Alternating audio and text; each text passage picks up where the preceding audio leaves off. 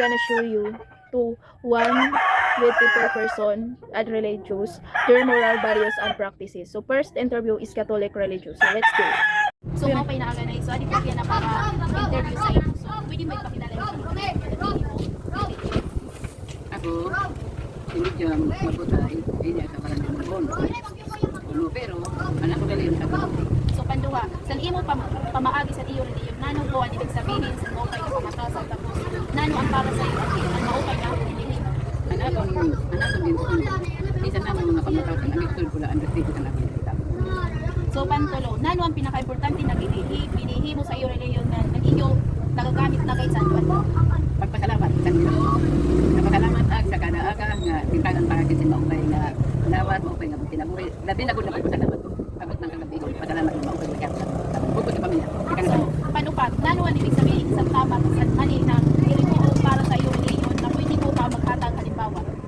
Unang naman sa reliyon, mali ko pinapanigan. Bisan na nga reliyon, ang akong laging tutuman ang pagrespeto sa mga kasitawo, pagrespeto sa Ginoo para maupay na ang So panlima, so may dapo ba ka mga butang na dapat iyo din susunod nga pamati nga nakakabulik nga kung paano natin yung papakisamahan ng iba na tao.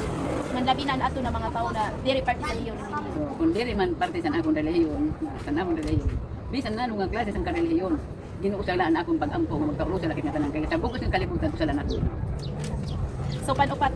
So nano ang papel sa pagpasaylo nga kaluoy tas hustisya san iyo gitutuoran. Ang ako naman nagpasalamat sa pagkaroon. Kung nagkakamali man sira o nagkakamali man nagkamali man ang perfecto. Ang ako lagi na ampo sa bilo nga magkaurusa sa bisang kung diri nagkakasundo magkaurusa sa lahat ng naunang tanan. Bukos ng pamilya, bukos ng kalibutan. So may dapo ba kang pagkakapareho sa pamatasan or tradisyon at iba nga reliyon nga nandito? May dapo ka pagkakapareho pamatasan sa iba nga reliyon nga nandito? Diri sigurado nga magkapaliwan pamatasan sa reliyon. Basta na ako lang din sa rin, kaya istoryahan akin sining mga reliyon iba. Daman era mga advice sa akon, pero nga sa rin ko lang, padayon na lang iyo karin kay ako, diri ko pwede balhino na akong kalugarimon, kay katuloy ko lang. So may dapo ba ka mga naagian na mga panitabo na kung diin may nakaupod ka or may nakaistorya ka nga tao, tikang sa iba na reliyon na pamati mo tinistingan pala sa gimo, kaupod nga sa ibang na tao. So gipapaana na mo ini.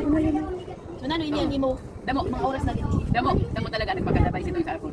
Tulad sa akon, ipangilaro niya na 71 na. Damo ang mga pagsubok ng ginagian sa akong mga kinabuhi. Pero diri ko siya rin kontrahan, di ko siya kinakalaban. Kaya maaram nagtapos na pang Ginoo nga. Siya gulan makakita sa akong kinabuhi. Siya lang maaram. So sa panay. So nano kuan ginihimo niyo pag may da mga diri pareho nga paniniwala or aksyon ang mga tao sa iyo relihiyon pati ang iba na relihiyon. So nano po ang ginihimo niyo pag may da mga diri kapareho pa mga paniniwala or aksyon ang mga tao sa iyo relihiyon pati ang sa iba na relihiyon. Ay, ako lagi. Mga may ano ba ang mga nahihimo niyo mga kung mga may da ba ka mga diri kapareho mga paniniwala? Ang diri nga ni pareho nga reliyon. May da sitong gihapon nagdedagdag sa akon. Pinano ko nung madiri ka na pagkali sa amon, may dagot sa akon talaga. Isisaring ko lang, diri pwede balhinon ang akong hunahuna. Kaya kanang ginuwi ni pagbubulan. Kung naano nga nan iyo yan ko patungdan, di man naglatag dalagot sa iyo. Pasag dila ka na kay tapos lang ang Ginoo kaya lang araw.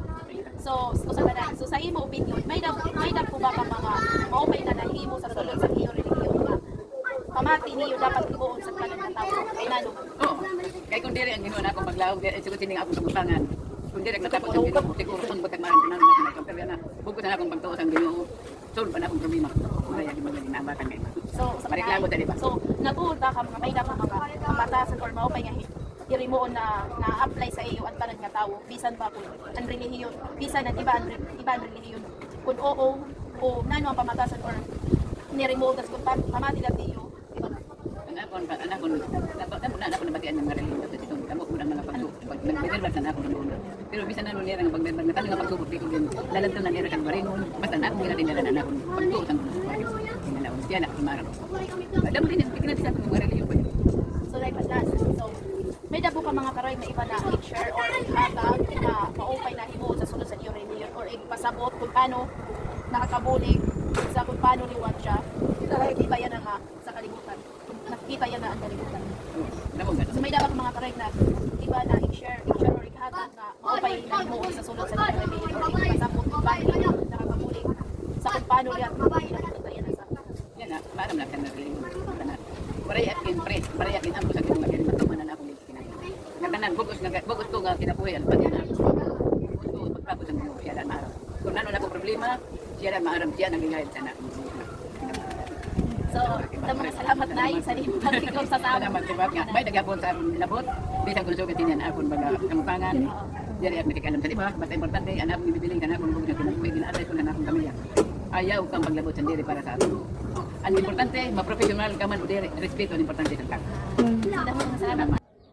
The interview is all about the Catholic religion, highlighted its deep influence on the faith, values, and daily lives of its. Also showed that Catholic is not only a religion, but also a way of life that shapes culture, family, values, and personal identity. Overall, the Catholic religion continues to be a source of hope, faith, and unity among its believers. So,